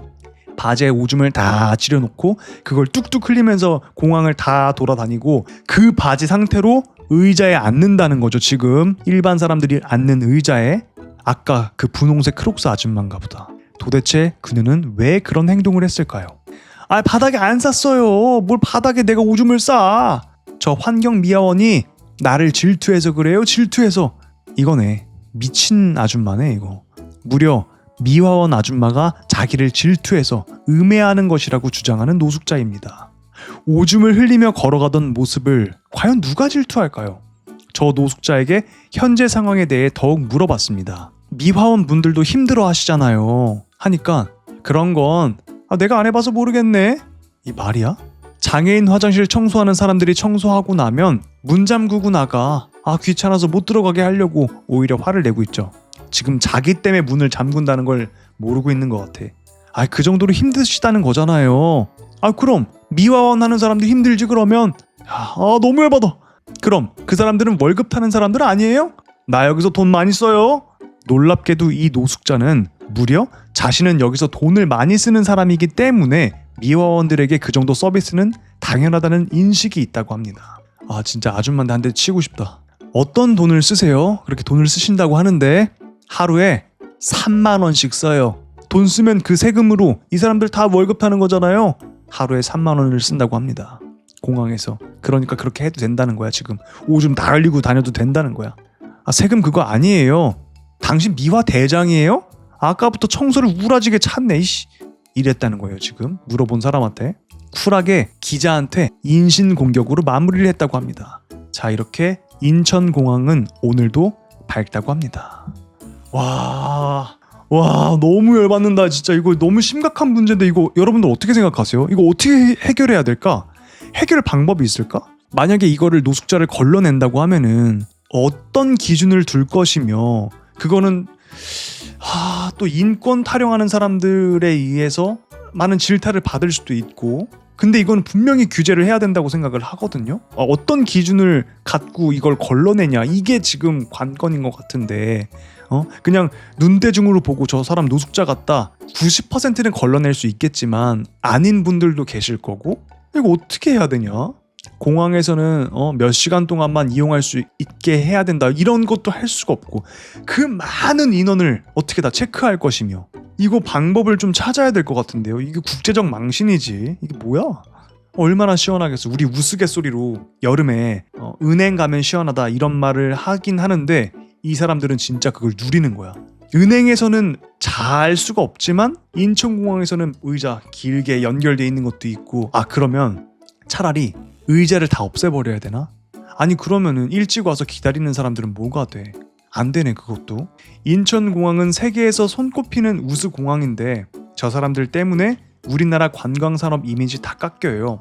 외국인이 우리나라 왔을 때 첫인상이 공항이잖아요. 맞죠? 이거 지금 너무 심각한 일이거든요.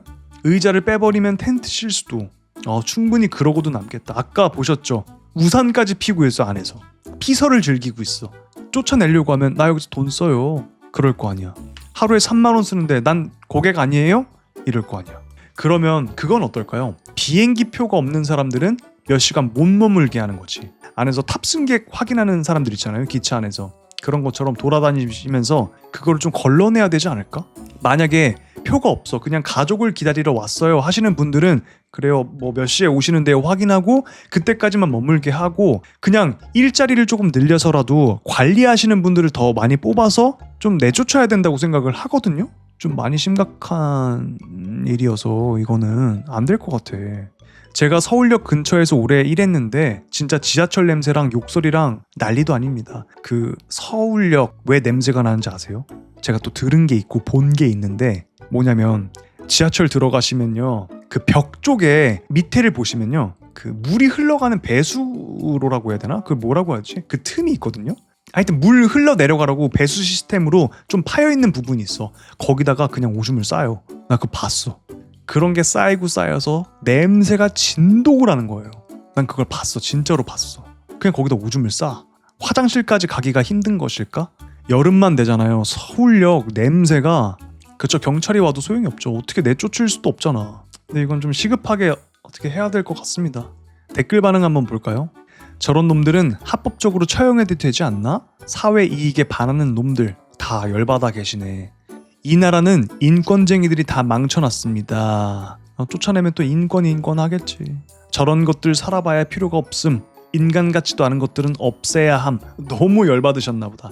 근데 너무 그렇게 극단적으로 생각하지 말고 저런 분들을 오히려 인천공항에서 환경미화원으로? 그럼 환경미화원들이 또 열받겠구나. 좀 취업을 시켜가지고 일을 오히려 하게 하면 되지 않을까? 하긴 일을 하기 싫어해서 노숙을 하시는 분들이 태반이실 텐데 어떻게 해야 되냐 이거. 지금 계속 같은 말을 내뱉고 있는데 그만큼 심각하다는 거예요. 그게 좋은 방법 같아요. 티켓팅 안 한 사람들을 시간제로 있기. 그쵸 그거밖에 없는 것 같아.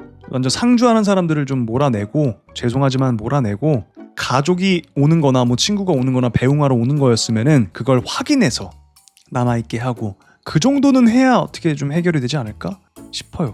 고구마 먹은 것 같아. 다음 이슈. 남자친구가 절 속이고 다른 여성과 결혼했습니다. 어떻게 해야 되나요? 오늘 빌런 특집이다. 제목부터 계열받죠? 남자친구가 다른 여자랑 결혼했어요. 8개월 동안 결혼을 전제로 만난 남자친구가 있었습니다. 저희 부모님 장례식장까지 와서 내년에 결혼할 남자친구라고 인사했고 신혼집 이야기, 혼수 이야기, 아이 계획까지 다 했습니다. 그런데 알고 보니 그 사람은 절 만나는 중에 결혼을 했습니다. 에? 이것도 실화죠 지금? 결혼을 약속했는데 결혼을 했다고? 근데 내가 아니라 다른 사람이랑? 공인중개사 시험 준비한다고 했던 날은 본인 결혼식 날이었고 회사 해외 출장이라고 떠난 일정은 신혼여행이었습니다. 저를 안심시키려고 가짜 수험표까지 만들었고 끝까지 결혼식은 했지만 파혼했다라고 우겼습니다.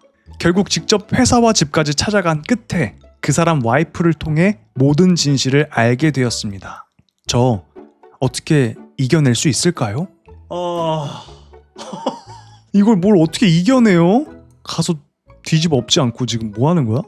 이런 일을 당했으면서 나한테 어떻게 했으면 좋을까요? 라고 사연을 보내는 그런 심성이라면 이 남자 다니는 회사를 찾아가서 모든 사람이 알도록 떠들어 제끼고 소문 퍼뜨리고 다니고 이렇게 못할 성격이에요. 그쵸? 여기다 사연까지 보낼 정도면 그렇게 못한 사람일 수 있죠. 이런 사람들은 결과적으로는 가만히 있으면 자기만 다칩니다. 그러니까 법적으로 소송을 걸어서 이 사람이 가지고 있는 모든 것을 다 뺏으세요. 그쵸? 그래. 그게 낫겠다. 법적으로 해서 다 뺏어버려야 돼. 이거는 진짜 내 손을 더럽힐 필요도 없어. 내가 고통을 당했으면 훨씬 더 많은 고통을 줘야 돼요. 그치? 이거 속 시원하네. 이렇게 해야지. 아니면 진짜 화병 때문에 못 살아. 그래야 내 마음이 조금이라도 나아질 거예요. 근데 이게 민사로 가잖아요. 민사니까 진짜 지저분해요. 별의 별꼴을 다 당한다고요. 그냥 진흙탕 싸움이 되겠죠. 진짜 민사까지 가면은 시간도 진짜 잡아먹고. 결과적으로는 무슨 일이 생기죠? 그 남자와 결혼해서 살고 있는 그 와이프가 있죠. 와이프가 이걸 못 견뎌요. 그러니까 계속 재판에 불려다니고 민사 소송하고 막 이런 거를 와이프가 못 견딘다는 거야. 그런데 변호사가 억울한 건 알겠는데 법적으로는 뭐 어떻게 크게 할 수 있는 게 없다 라고 이야기를 만약 한다면 그땐 방법이 하나밖에 없어요. 나를 내던지는 수밖에. 그 남자의 회사에 가서 깽판을 치는 수밖에 없어요. 그치? 뭐 법적으로 안 되면 뭐 가서 뒤집어 엎기라도 해야죠. 나에게 상처를 준 남자의 가정을 풍비박산 내는 거야. 이게 코리안 트레버라고 요즘에 좀 핫하시죠? 트레버가 뭐냐면요, 그 GTA라는 게임에서 주인공이긴 한데 악역이 있어요. 통쾌하게 막 부시고 막 그런 사람이 있는데 그 인물 한국산 트레버라고 불리는 이유입니다. 좀 시원하게 말씀해 주시네. 지금 교수님 됐다고 하시던데. 댓글 반응 한번 볼게요. 내가 봐도 고소는 어려울 것 같음. 그냥 깽판이나 치자. 이걸 어떻게 깽판을 쳐야 되냐. 가가지고 머리끄댕이 잡는 것도 아니고 진짜 쪽팔려서 그 회사 못 나가게 만들어야 돼. 진짜 너무 열받는다. 나랑 결혼 계획, 아이 계획까지 세워놓고 공무원 시험 준비한다고 해놓고 그날이 결혼식이었고 신혼여행 가고. 여러분들은 어떻게 생각하세요 이거? 육체적으로 조지는 그런 거는 못하겠지만 어떻게 해서든 진짜 사회에 얼굴을 못 내밀고 다닐 정도로 내 모든 걸 다 쏟아놓을 것 같아. 올인해서. 빠르게 편집해서 빌런 특집으로 올리도록 하겠습니다. 좋아요 좀 부탁드리겠습니다. 하이프도 한 번씩만 눌러주시면 너무너무 감사할 것 같습니다. 여러분들의 시간을 아껴드리는 콘텐츠라고 생각을 해요. 좀 잘 지켜봐 주시고요.